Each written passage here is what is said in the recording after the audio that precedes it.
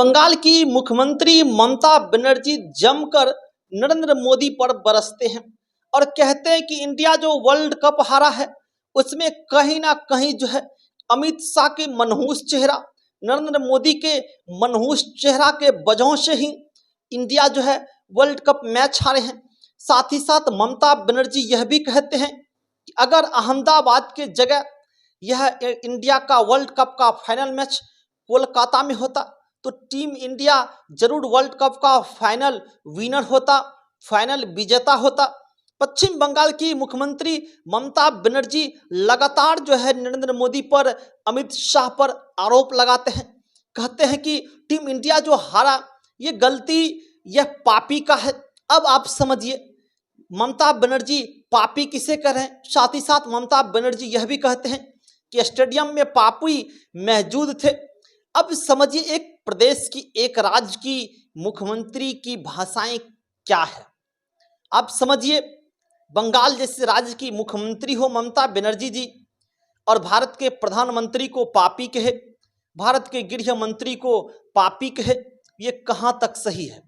आप खुद समझ सकते हैं, आप कमेंट करके बता सकते हैं क्या एक मुख्यमंत्री को इस प्रकार की भाषा जो है वो शोभा देती है। ममता बनर्जी यही नहीं रुकी, ममता बनर्जी साथ ही साथ यह भी आरोप लगाते हैं कि टीम इंडिया को, खिलाड़ी को कहा गया था कि आप जो है भगवा जर्सी पहनकर ही वर्ल्ड कप के आप मैच खेलेंगे, लेकिन खिलाड़ी ने भगवा ड्रेस पहनने से मना कर दिया क्योंकि भगवा ड्रेस जो होता है वो त्यागियों का रंग होता है। लेकिन ममता बनर्जी कहते हैं कि तुम लोग त्यागी नहीं हो, तुम लोग तो भोगी हो। ये सारे आरोप जो है नरेंद्र मोदी पर ममता बनर्जी लगाते हैं। लेकिन कहीं ना कहीं टीम इंडिया जो हारा है इसमें जो है पापी मौजूद थे, पापी स्टेडियम में मौजूद थे, तब जाकर यह मैच हारा है। अब समझिए एक प्रधानमंत्री को इस प्रकार से बोलना कहां तक उचित है, आप खुद समझ सकते हैं। जो कि ममता बनर्जी एक काफ़ी ही भारत के कहा जाए तो गणमान्य पॉलिटिशियन हैं, उनकी ख्याति पूरे देश में है और उनका इस प्रकार की भाषा कहां तक शोभा देती है।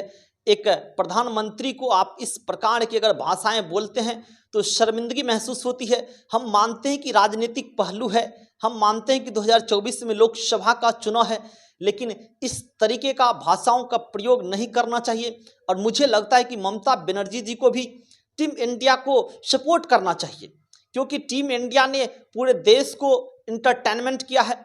कम से कम तो हम रनर विजेता तो रहे हैं, लेकिन कहीं ना कहीं अब क्रिकेट में भी राजनीतिक घुसाने लगे हैं, क्रिकेट में भी राजनीतिक चलने लगा है। वहीं असम के मुख्यमंत्री हेमंत बिस्वा कुछ अलग ही राजनीतिक मोड़ दे रहे हैं। हेमंत बिस्वा तो कहते हैं कि जिस दिन इंडिया का वर्ल्ड कप फाइनल मैच था उस दिन जो था इंदिरा गांधी की जन्मतिथि थी, इसीलिए हम हार गए।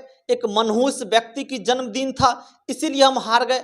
अब बताइए एक प्रधानमंत्री को इस प्रकार की भाषाएं बोलना जो कि देश के लिए बहुत कुछ किया इंदिरा गांधी ने, कहां तक शोभा देता है। एक मुख्यमंत्री को इस प्रकार की भाषा बोलना ये कहां तक सही है।